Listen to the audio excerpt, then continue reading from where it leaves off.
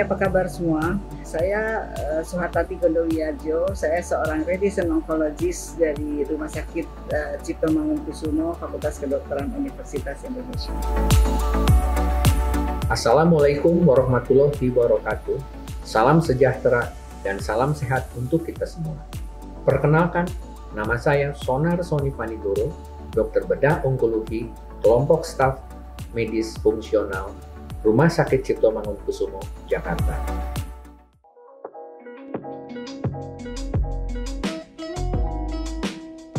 Pemirsa sekalian, tidak semua benjolan di payudara merupakan kanker.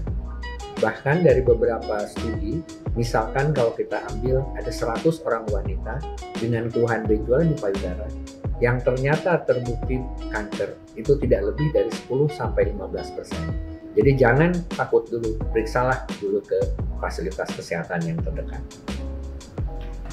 Gejala-gejala lain dari kanker payudara memang diawali dengan ada benjolan kecil yang kalau semakin besar dia akan melekat pada dasar sehingga benjolan tersebut menjadi tidak bergerak. Dan kalau dia membesar lagi mengenai kulit, dia akan menyebabkan kulit tersebut seperti kulit jeruk. Dan kalau dia pecah tentunya akan menjadi luka. Dan seringkali disertai dengan adanya pembesaran, ada benjolan di ketiak. Dan satu hal, apabila benjolan tersebut terdapat di sekitar puting, maka gejala yang akan keluar adalah adanya seperti nipple discharge, jadi ada keluar cairan dari puting susu yang biasanya agak bloody.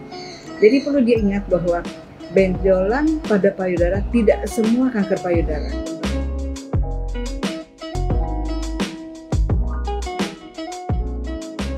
Dari semua kanker yang ada, hanya 5-10% merupakan suatu kanker yang diturunkan. Dan kanker payudara hanya 1,8% dari 5 dan 10% tersebut. Jadi memang ada kanker payudara yang diturunkan, tapi tidak semua. Mengenai hubungan keluarga dan kanker, memang ada. Tetapi sekali lagi, tidak semua kanker itu diturunkan atau ada di dalam satu keluarga.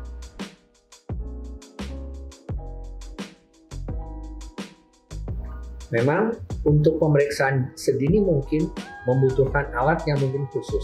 Tapi kita punya sekarang satu metode yang sangat sederhana yang kita sebut sadari. Pertama adalah seorang wanita harus mengenal apakah dia mempunyai faktor risiko atau tidak. Kalau mempunyai faktor risiko maka harus melakukan lebih waspada terhadap payudaranya. Mulai melakukan pemeriksaan sendiri. Ada yang sangat sederhana adalah pemeriksaan payudara sendiri yang disebut sebagai sadari. Atau misalnya kalau pemeriksaan payudara dilakukan oleh tenaga medis disebut sadanis. Dan ada 2 pemeriksaan yang sering dilakukan, akan tetapi yang benar-benar diakui secara global adalah mamografi. Mamografi seringkali diperlukan juga tambahan pemeriksaan USG.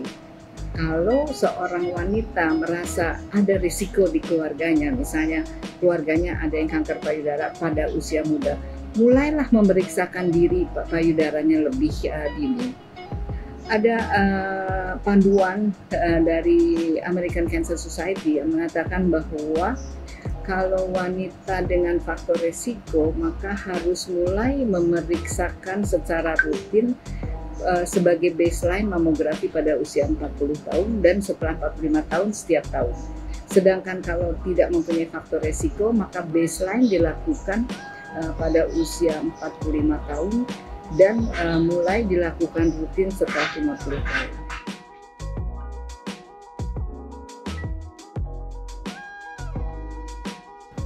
Jadi untuk pengobatan kanker payudara, karena kanker payudara merupakan kanker padat, pengobatan utama adalah operasi.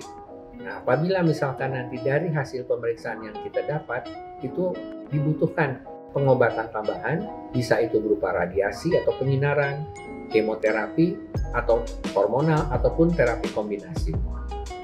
Pengobatan pada kanker payudara pasti bersifat multidisiplin, multimodality. Hampir tidak ada kanker satupun kecuali kanker yang sangat dini bahwa pengobatan selesai dengan satu modalitas. Modalitas tadi sudah kita kemukakan, ada pembedahan, ada radioterapi, ada kemoterapi, ada targeted terapi, dan hormonal terapi. Kapan dilakukan, serialnya seperti apa, sangat tergantung pada stadium dan perangai biologik dari kanker yang tentunya berbeda antara satu wanita dengan wanita lain. Itu yang disebut sebagai algoritma dari treatment, dan itu harus diikuti secara beruntunan sesuai dengan guidelines yang ada.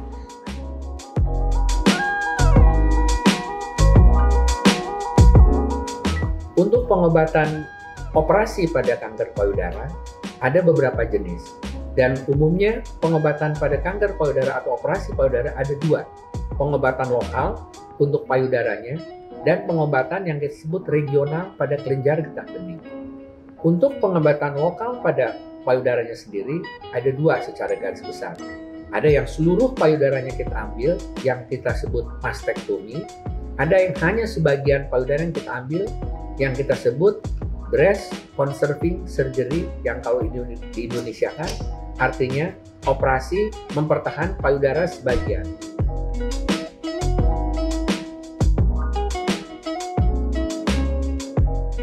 Pada setiap stadium, setiap perangai dari kanker payudara mempunyai algoritma atau pengurutan pengobatan yang berbeda, dan kebanyakan lebih dari 50% dari kanker payudara akan memerlukan terapi radiasi dalam satu fase dari penyakitnya.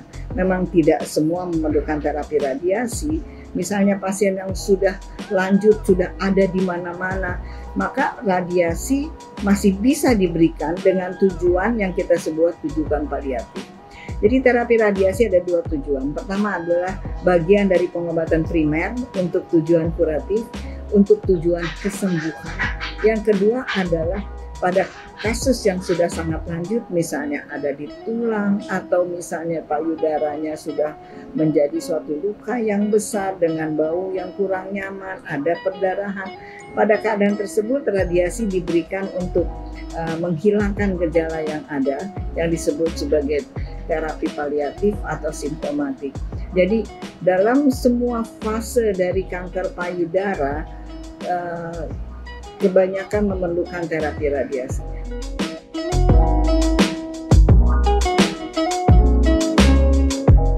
Tentunya tergantung teknologi yang kita berikan, dan bukan karena saya orang RSCM, akan tetapi memang pemberian radiasi di RSCM mempunyai teknologi yang sangat mutakhir. Apa sih yang dikatakan mutakhir? Adalah kita bisa menurunkan semaksimal mungkin paparan radiasi pada organ etris. Organ etris ada organ yang kita hindari dari paparan dari radiasi karena memang tidak perlu. Saat ini RSCM merupakan top leading hospital untuk pemberian radiasi di Indonesia, dan juga semua teknologi untuk difficult case to treat, teknologi yang sangat mutakhir hingga saat ini ada di RSCM.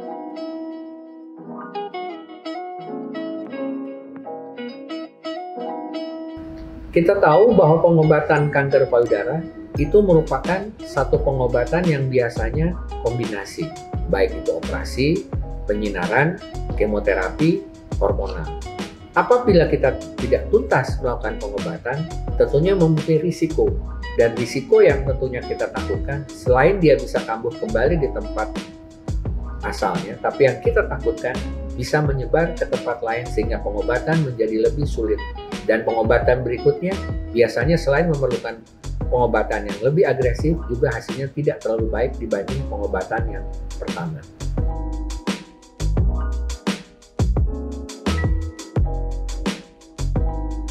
Semua boleh, karena seorang wanita kalau menjalani pengobatan kanker, maka badannya juga harus kuat. Bukan hanya wanita, maksudnya setiap pasien kalau dalam masa pengobatan kanker. Badannya juga harus kuat karena pengobatan itu kan dari luar. Akan tetapi badannya juga kan harus bisa memberikan respons yang baik untuk dapat menerima pengobatan tersebut, bahkan ikut mematikan sel-sel kanker yang ada di badan.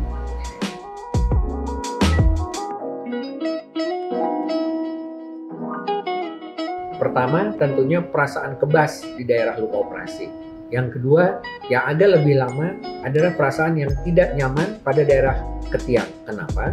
Karena pada daerah ketiak kita lakukan pengambilan kelenjar getah bening yang berakibat ada perasaan tidak nyaman dan bahkan kadang-kadang kebas di daerah ketiaknya.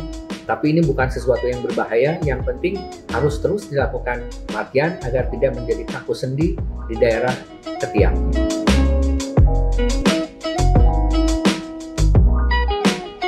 Mengenai terapi herbal, sampai sekarang di dunia kedokteran kami belum bisa mengatakan bahwa herbal dapat dikatakan untuk mengobati kanker. Jadi umumnya beberapa jenis herbal kita anggap hanya tinggi serat sehingga boleh dikonsumsi dalam artian hanya untuk terapi tambahan untuk meningkatkan serat yang memang dibutuhkan untuk kesehatan tubuh kita, tapi bukan untuk pengobatan kanker.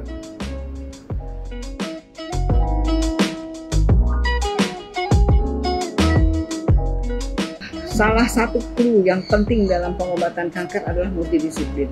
Dan itu sudah dibuktikan secara ilmiah bahwa kalau kita memberikan terapi kanker secara multidisiplin, artinya ada komunikasi antara dokter bedah, dokter patologi, dokter radiologi, kemudian dokter medical onkologi, dokter onkologi radiasi, dan kemudian juga ada kemungkinan diperlukan adanya terapi-terapi suportif seperti dari rehabilitasi medik. Kadang-kadang kita juga perlu seorang psikiater.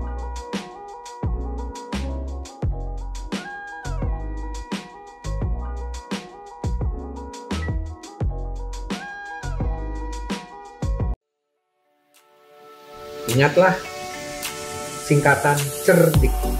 Cek kesehatan secara rutin, nyahkan asap rokok, rajin berolahraga, diet secara berimbang, istirahat cukup, dan kelola stres. Bila terdiagnosa sebagai kanker payudara, jangan lari kemana-mana dulu. Pengobatan kanker payudara pada stadium dini dapat memberikan keberhasilan pengobatan di atas 90%. Ya. Jadi untuk para wanita, kenalilah payudara Anda.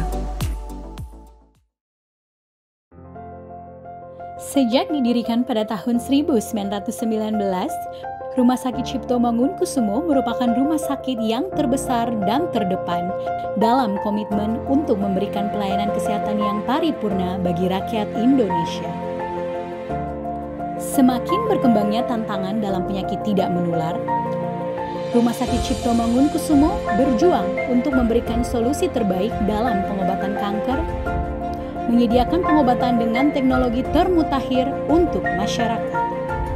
Untuk mencapai tujuan ini, para pemangku kebijakan bersatu untuk membangun pelayanan kanker terpadu atau PKAT di awal tahun 2020.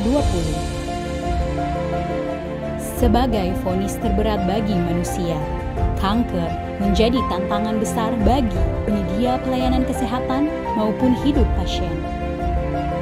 Karena itu, pelayanan kanker terpadu bertujuan untuk mempersembahkan beragam modalitas pengobatan kanker termutakhir dengan pendekatan yang berpusat pada pasien. Seiring dengan perjalanan pengobatan pasien, kami menyediakan pelayanan satu pintu untuk semua pengobatan kanker. Hanya di Rumah Sakit Cipto Mangunkusumo, kami menyediakan pelayanan multidisiplin bersama ahli onkologi terbaik di negeri ini, untuk memastikan pengalaman yang memuaskan bagi pasien dalam perjalanan mereka menuju kesembuhan.